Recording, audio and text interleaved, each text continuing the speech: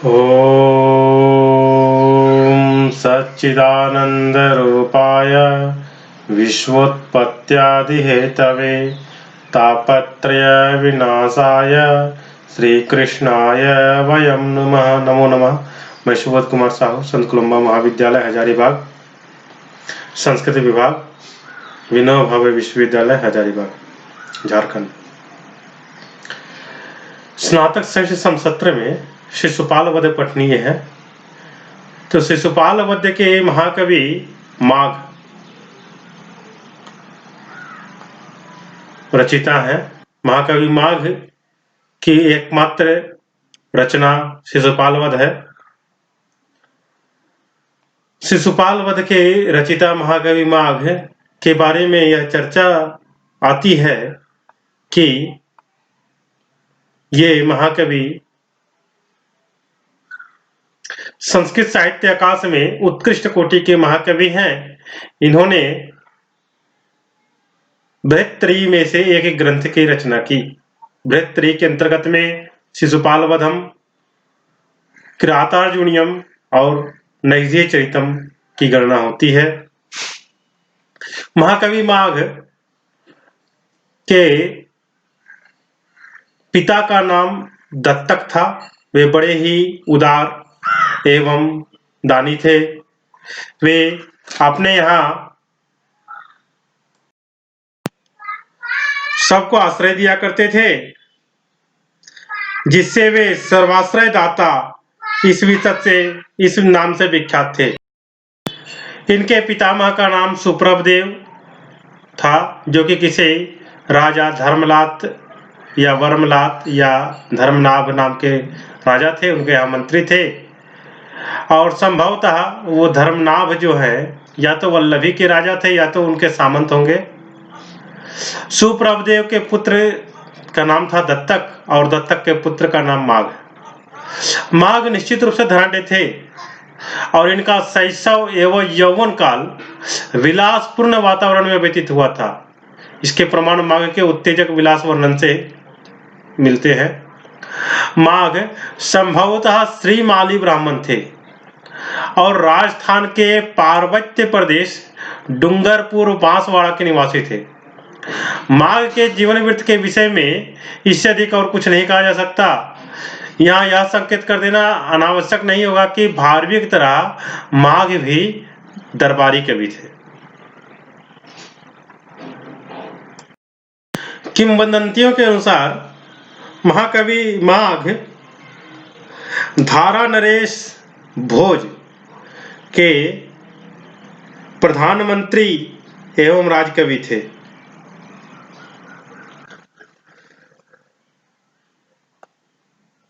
निर्धन होने पर उन्होंने कुमुदवनम श्रीमदम भोज गंडम त्यजति मुदमुकूलः प्रीति मांश्चक्रवाकः इत्यादि पद लिख करके अपनी पत्नी को उसे लेकर राज्यसभा में भेजा था।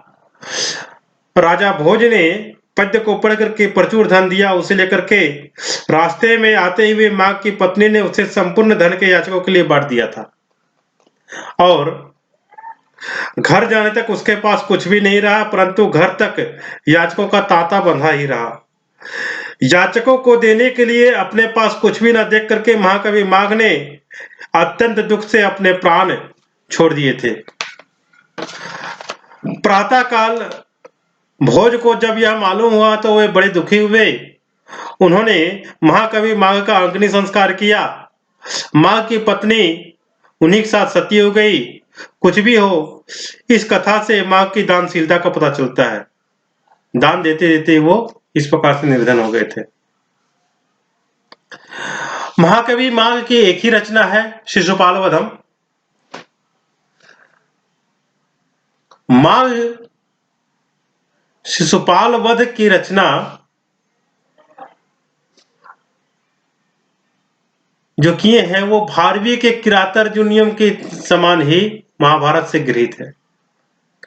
कृष्ण तथा शिशुपाल के वैर की तथा युद्ध में कृष्ण के द्वारा शिशुपाल के वध किए जाने की कथा काव्य में वर्णित है। कथा में शिशुपाल को हिरण्यकशिपु तथा रावण का इस जन्म में अवतरण माना है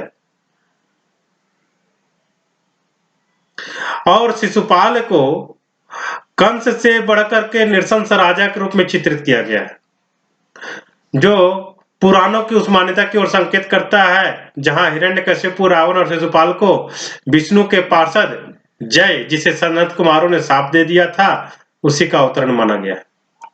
पर इस काव्य में शिशुपाल तथा कृष्ण के पुराने वैर रुक्मिणी हरण वाली कथा का वर्णन नहीं किया गया है। इसका संकेत केवल एक ही पद्य में मिलता है। इस तरह शिशुपाल वध में कवि ने द्वारिका से युधिष्ठिर के राजस्व यज्ञ में सम्मिलित होने के लिए कृष्ण के अपमान तथा बाद में युद्ध के फलस्वरूप शिशुपाल के मारे जाने की कथा है। शिशुपाल वध के प्रथम सर्ग का आरंभ देवर्षि नारद के आगमन से होता है, जो कि आकाश मार्ग से नए बादलों के नीचे उतरते आ रहे हैं और उनकी पीले जटाएं हिमालय पर्वत पर उसी उगी पकी पीली लताओं की भांति नजर आ रही है। तो शरीर पर पड़ा हुआ मृगचर्म ऐरावत पर रंग बिरंगे झूल सा दिखाई देता है। वे अपनी अंगुली से वीणा को बजाते आ रहे हैं और वीणा की ध्वनि से स्वर, ग्राम तथा मूर्छना स्पष्ट सुनाई दे रही है। वीणा के निरंतर बजाने से उनकी अंगुलियों और अंगूठे के नाखून की रक्त कांति से हाथ की स्फटिक माला भी लाल हो गई है। धीरे धीरे नारद अस्त होते सूर्य की तरह कृष्ण के सम्मुख बढ़ते हैं और उनके पृथ्वी पर उतरने के पहले ही कृष्ण आदर के लिए उठ खड़े होते हैं। सत्कार के बाद कृष्ण उनसे आने का कारण पूछते हैं। नारद बताते हैं कि शिशुपाल के अत्याचार से डरे इंद्र ने उन्हें भेजा है। कृष्ण उसका वध करे और इंद्र के हृदय को भय रहित बनाकर उसे आमोद प्रमोद से उल्लासित बनाए। नारद चले जाते हैं। द्वितीय सर्ग में कृष्ण, बलराम और उद्धव मंत्रणा गृह में तीनों सिंहासनों पर बैठे उसी तरह प्रविष्ट होते हैं जैसे त्रिकुट पर्वत की तीनों चोटियों पर तीन शेर बैठे हुए हों। कृष्ण अपनी समस्या उपस्थित करते हैं। शिशुपाल का वध करना आवश्यक है, किंतु इसी समय युधिष्ठिर के राजसूय का निमंत्रण भी मिला है। इन दोनों कार्यों में से पहले किस काम को करना चाहिए? राजसूय में सम्मिलित न होने पर पांडव बुरा मानेंगे। बलराम की राय है कि शिशुपाल की राजधानी चेदी पर आक्रमण कर दिया जाए। युधिष्ठिर यज्ञ करे, इंद्र स्वयं स्वर्ग का राज करे, सूर्य तपे और हम भी शत्रुओं को मारें। प्रत्येक व्यक्ति अपने स्वार्थ की सिद्धि करना चाहता है। उद्धव इस मत के विरुद्ध है। वे बलराम की हर दलील का जवाब देते हैं और यह राय देते हैं कि इस समय शिशुपाल पर आक्रमण करना ठीक नहीं होगा। अच्छा होगा कि हम जासूस को नियुक्त करके शत्रु की शक्ति का पता लगाते रहें और उसके पक्ष का भेदन करें। अंत में यही निश्चय होता है कि युधिष्ठिर के राजसूय यज्ञ में सम्मिलित होना ठीक होगा। तीसरे सर्ग में कृष्ण की सेना इंद्रप्रस्थ के लिए रवाना होती है। चौथे सर्ग में यह रेवतक पर्वत पर पहुंचती है तथा पर्वत का अलंकृत वर्णन है। पांचवें सर्ग में सेना के रेवतक पर्वत पर पड़ाव डालने का वर्णन प्राप्त होता है। छठे सर्ग में कृष्ण की सेना के लिए 6 ऋतुएं रेवतक पर्वत पर अवतीर्ण होती है। यमक अलंकार के साथ 6 ऋतुओं का वर्णन है। 7वें सर्ग में यदु दंपतियों का विलासपूर्ण वन विहार वर्णित है। 8वें सर्ग में जल क्रीड़ा। 9वें सर्ग का आरंभ सूर्यास्त से होता है। सूर्यास्त के बाद कहीं दंपतियों और प्रणयी नायक नायिकाओं के मिलाने के लिए दूती कर्म का वर्णन है, तो कहीं उनके केली नाटक के पुररंग के रूप में आहार्य प्रसाधन की शोभा का वर्णन है। 10वें सर्ग में सुरा तथा सुंदरी के सेवन का अत्यंत विलासपूर्ण वर्णन है। एकादश सर्ग में प्रातः काल का वर्णन है। इस सर्ग में एक साथ कवि की प्रौढ़ोक्ति कुशलता तथा स्वाभावोक्ति की चित्रमत्ता का अपूर्व समन्वय है। एकादश सर्ग में माघ के बेजोड़ एकादश सर्ग जो है वह माघ के बेजोड़ सर्गों में से है। इसके समान वर्णन संस्कृत साहित्य के अन्य काव्यों में ठीक इस पैमाने पर मिलना दुर्लभ है। 12वें सर्ग में फिर वहीं 5वें सर्ग सा कुछ अधिक विस्तृत सेना प्रयाण का वर्णन है। इसी सर्ग में यमुना के पार करने का बड़ा सुंदर चित्रण है। 13वें सर्ग में कृष्ण को देखने के लिए उत्सुक इंद्रप्रस्थ की पूर्व नारियों का सरस वर्णन है। 14वें सर्ग में यज्ञ का वर्णन है, जिसके पूर्वार्ध में कवि ने अपने दर्शन, मीमांसा और कर्मकांड संबंधी ज्ञान का पूरा परिचय दिया है। इसी सर्ग से कृष्ण की पूजा की जाती है। 15वें सर्ग में कृष्ण के पूजा से रुष्ट होकर के शिशुपाल कृष्ण, भीम और युधिष्ठिर को खरी खोटी सुनाता है। 16वें सर्ग में शिशुपाल का दूत आकर कृष्ण को द्व्यर्थक संदेश सुनाता है, जिसका आशय यह है कि या तो कृष्ण शिशुपाल की अधीनता मान ले या लड़ने के लिए तैयार हो जाए। दूत की उक्ति का उत्तर सात्यकी देता है। 17वें और 18वें सर्ग में सेना की तैयारी का एवं योद्धाओं के सन्नद्ध होने का वर्णन है। 19वें तथा 20वें सर्ग में युद्ध का वर्णन है। 19वें सर्ग में चित्रकाव्य का आश्रय देकर के 12वीं के 15वें सर्ग की तरह युद्ध का वर्णन कर शिशुपाल के जीवन के साथ काव्य समाप्त होता है। इस प्रकार से महाकवि माघ ने शिशुपाल वध में 12 सर्ग रचे हैं। महाकवि माघ को निश्चित रूप से कालिदास, भारवी तथा भट्टी का दाय प्राप्त हुआ था। कालिदास की कविता का प्रभाव माघ के कई वर्णनों पर स्पष्टता दिखाई पड़ता है। माघ के 11वें तथा 13वें सर्ग पर खास तौर पर कालिदास की वर्णन शैली का प्रभाव है। माघ को प्रभात वर्णन की प्रेरणा रघुवंश के 5म सर्ग से मिली थी। माघ के प्रभात वर्णन और कालिदास के प्रभात वर्णन में प्रमुख भेद यही है कि माघ का वर्णन पैमाने में बड़ा तथा अत्यधिक अलंकृत है, जबकि कालिदास का वर्णन छोटा होने पर भी मार्मिक है तथा पिष्ट पेशन से युक्त नहीं है। कालिदास का वर्णन, प्रभात वर्णन केवल 10 पद्यों का है, किंतु माघ का वर्णन पूरे 67 पद्यों के लंबे सर्ग में फैला हुआ है। हाथियों के दोनों ओर करवट बदलकर सोने का वर्णन, घोड़े के निद्रा को छोड़ने का वर्णन दोनों काव्यों में स्वभावोक्ति के सुंदर चित्रों में से है। शिशुपाल वध में घोड़ा आधी आंखें बंद कर थोड़ी थोड़ी नींद का अनुभव करता हुआ, नयन हिलाता हुआ, चंचल होठों के सामने पड़े घास को खाने की इच्छा करता है। 13वें सर्ग का पुरुष सुंदरियों का वर्णन कुमार संभव और रघुवंश के 7म सर्ग के शिव तथा आज को देखने के लिए लालायित स्त्रियों के वर्णन से निश्चित रूप से प्रभावित है। इस प्रकार से देखते हैं कि माघ का जो है कालिदास के काव्यों से कुछ कुछ समानता मिलती है, यानी कि कालिदास के काव्यों का प्रभाव माघ के काव्यों में बहुत ही अधिक पड़ा है। महाकवि माघ भारवी के जरूरत से ज्यादा ऋणी है।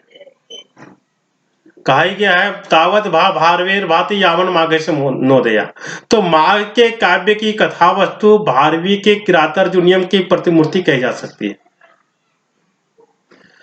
इतिवृत्त की सजावट, सर्गों का विभाजन, वर्ण विषयों के उपस्थापन में माघ कुछ कुछ भारवी के पद चिन्हों पर चलते दिखाई देते हैं। भेद इतना है कि भारवी ने शिव भक्त होने के कारण महाभारत में शिव संबंधी इतिवृत्त को चुना, तो माघ ने विष्णु भक्त होने के कारण कृष्ण संबंधी इतिवृत्त को चुना।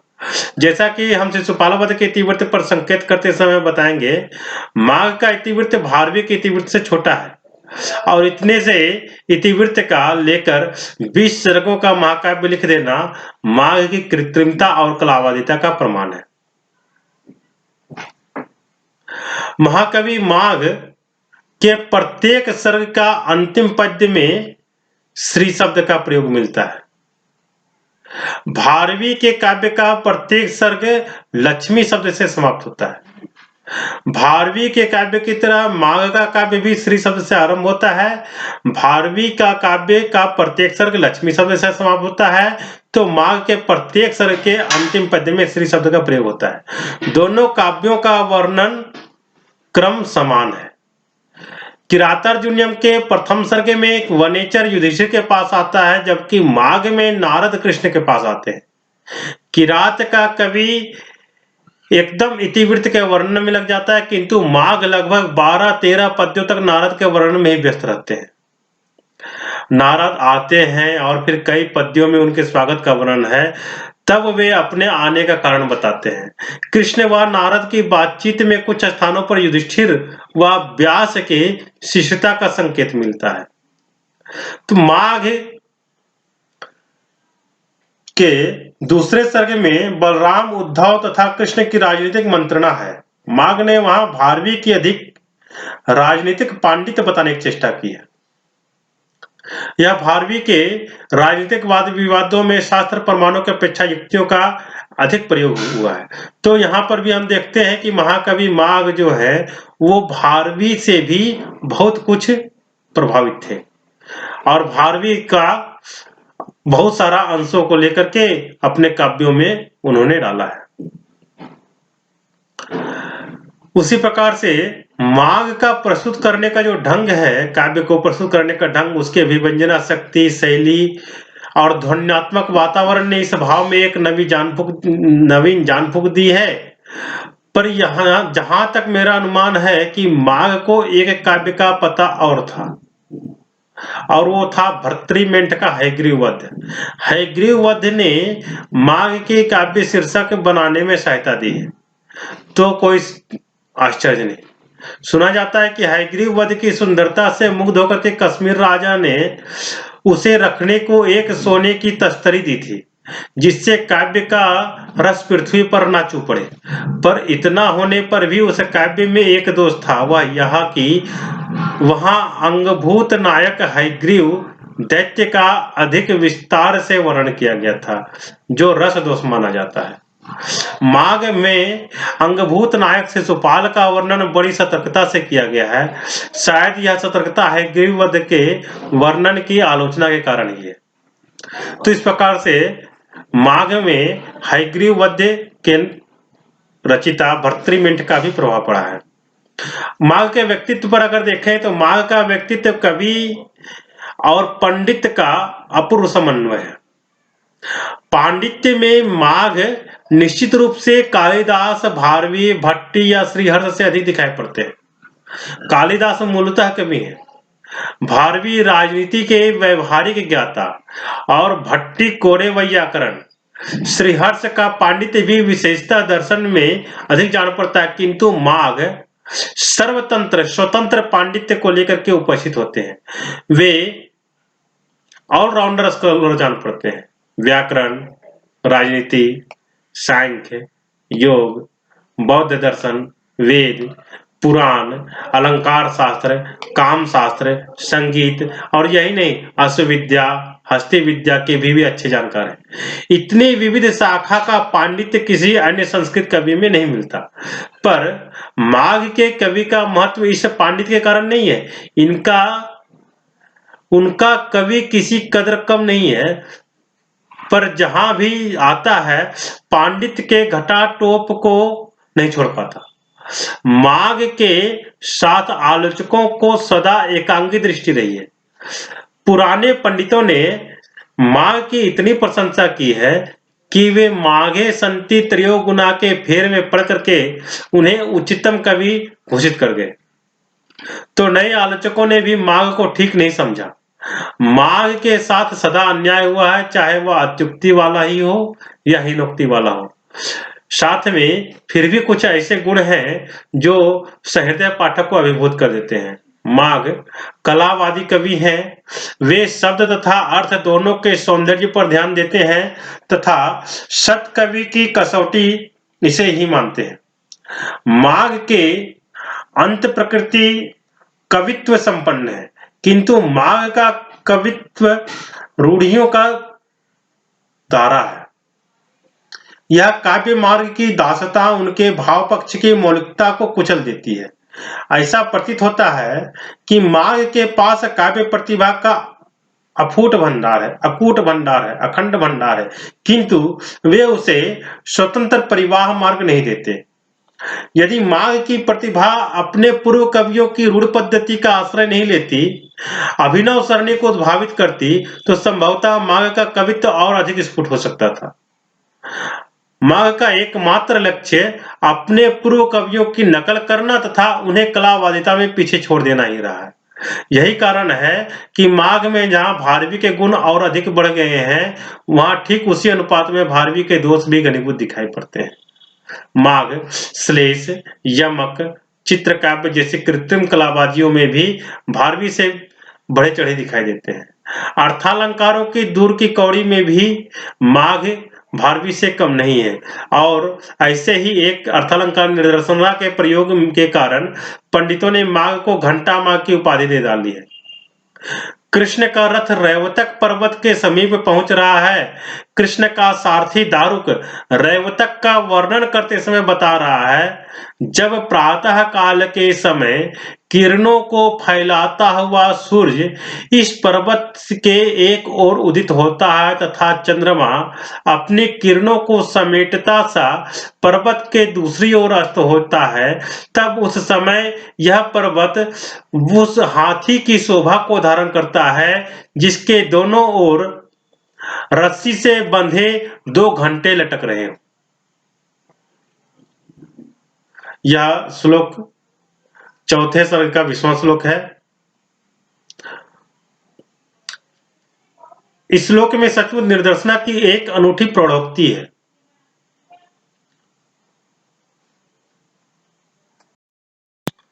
पर माघ का सच्चा कवि हृदय उनकी स्वभावोक्तियों में हाथी, घोड़े, खच्चर, ऊंट और रथों के वर्णन में जितना फड़कता दिखाई पड़ता है, इतना प्रौढ़ोक्तियों में नहीं है। माघ की काव्य प्रतिभा प्रबंध काव्य के इतिवृत्त निर्वाहकता में माघ सफल नहीं कहे जा सकते। माघ का ध्यान इतिवृत्त की ओर है ही नहीं। इस दृष्टि से कालिदास तो क्या, भारवी जैसे थोड़े बहुत इतिवृत्त निर्वाहकता भी माघ में नहीं दिखाई देती। माघ में कथा के कलेवर तथा प्रामाणिक वर्णनों का सुंदर संतुलन नहीं मिलता, जो प्रबंध काव्य के लिए जरूरी होता है। शिशुपाल वध की मूल कथा वस्तु में चतुर्थ सर्ग से त्रयोदश सर्ग तक का विस्तृत वर्णन जहां तक अपेक्षित है, इस प्रश्न के उपस्थित होने पर यही कहना पड़ेगा कि माघ ने इसे आवश्यकता से अधिक बढ़ा दिया है। मूल कथा पहले, दूसरे और 14वें से 20वें सर्ग तक पाई जाती है, और यहाँ भी कई अप्रासंगिक गौण वर्णनों का कवि ने अधिक ध्यान दिया है। ऐसा जान पड़ता है, निष्पक्ष आलोचक की निगाह से देखने पर माघ में यह बहुत बड़ा दोष दिखाई पड़ता है। शिशुपाल वध के वीर रसपूर्ण इतिवृत्त में अप्रासंगिक श्रृंगार लीलाओं का पूरे 6 सर्ग में विस्तार से वर्णन ऐसा लगता है जैसे किसी पुरानी सूती रजाई के बीचों बीच बड़ी रेशम की बढ़िया थिकली लगा दी गई हो। माँ का श्रृंगार प्रबंध प्रकृति का न होकर के मुक्तक प्रकृति का अधिक है, जिसे जबरदस्ती प्रबंध काव्य में फिट कर दिया गया। माघ के काव्य का अंगी रस वीर है और श्रृंगार रस इसका अंग बन करके आया है, पर श्रृंगार रस ने वीर रस को अधिक दबोच लिया है। काव्य के मध्य भाग के पढ़ने पर सहृदय पाठक यह समझने लगता है कि यह आमूल चूल श्रृंगार का काव्य है, और अगर यह अंगी रस की चर्वना में बाधक माना जाए तो अनुचित ना होगा। पर इसका यह अर्थ नहीं कि माघ वीर रस के सफल चित्रकार नहीं है। माघ वीर तथा श्रृंगार दोनों के सफल चित्रकार हैं, पर माघ के वीर रस की व्यंजना उन वीर रसात्मक रूढ़ियों का संकेत करती है जिन्हें हम चरित काव्यों से होते हुए हिंदी के वीर गाथात्मक काव्यों तक आती हुई देखते हैं। माघ स्वयं चरित कवि नहीं, किंतु चरित काव्य तथा विक्रमांक देव चरित, नवसाहसांक चरित आदि के वर्णन परंपरा के बीज माघ में मिलते हैं।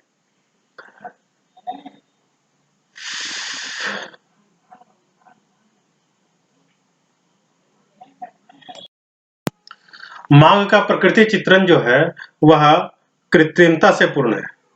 चौथे सर्ग में प्रकृति वर्णन में माघ दूर की कल्पना और यमक में फंस गए। तो छठे सर्ग में प्रकृति वर्णन में पूरा सर्ग यमक से भरा हुआ है, परंतु फिर भी छठे सर्ग का प्रकृति वर्णन जो है वो बहुत ही सरल है। नौवें सर्ग का सूर्यास्त वर्णन और 11वें सर्ग का प्रभात वर्णन भी अप्रस्तुत विभाग विधान से बहुत लदा हुआ है। माघ की प्रकृति प्रायः उद्दीपन पक्ष की प्रकृति है और वह भी संभोग श्रृंगार की प्रकृति है। महाकवि माघ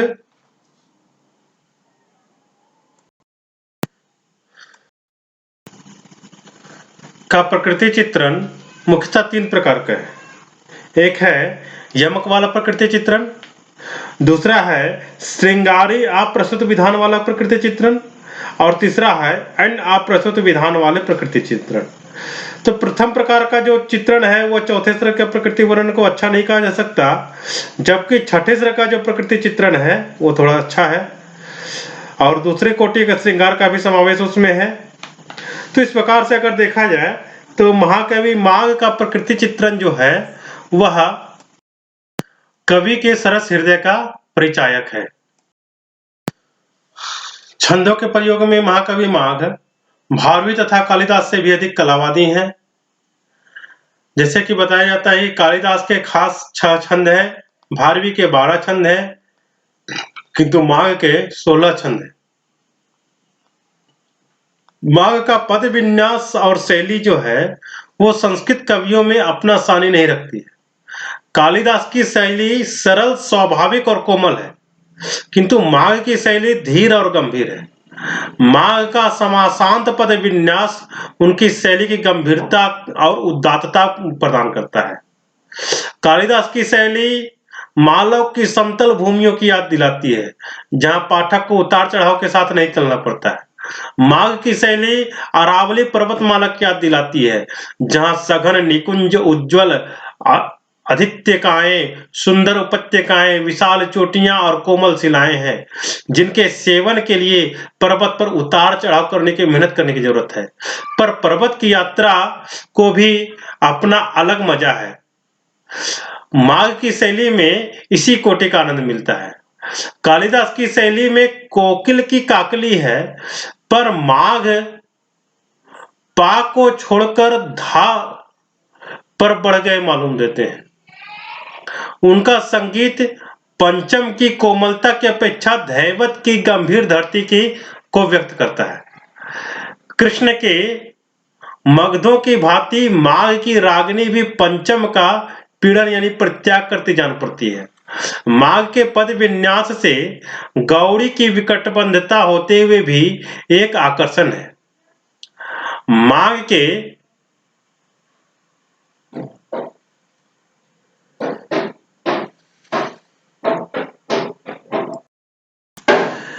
शैली में एक क्षणिक नशा है जो नए अन्यायशील व्यक्ति को अपनी ओर आकृष्ट कर लेता है। इस प्रकार महाकवि माघ का शिशुपालवध महाकाव्य संस्कृत साहित्य आकाश के एक अमूल्य रत्न है और महाकवि माघ भी हमारे संस्कृत साहित्य आकाश के एक उज्जवल नक्षत्र है। नमो नमः।